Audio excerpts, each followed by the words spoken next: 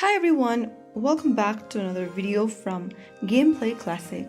Today in this episode we will be learning how to find player ID in T3 Arena.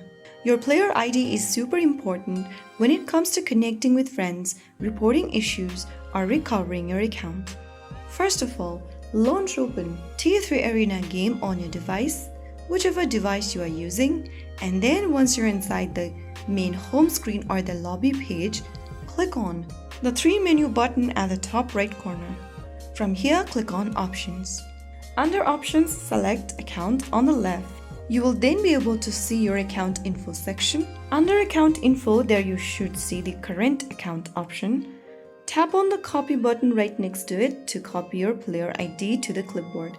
Now you can paste in this player ID wherever needed, otherwise just you can write it down somewhere safe. And that's how you will be able to find your player ID in T3 Arena. Super easy and really helpful for account recovery or when you want to share your ID with friends. If you found the video helpful, don't forget to like, share and subscribe to the channel. I will be back again in the next episode. Thanks for watching.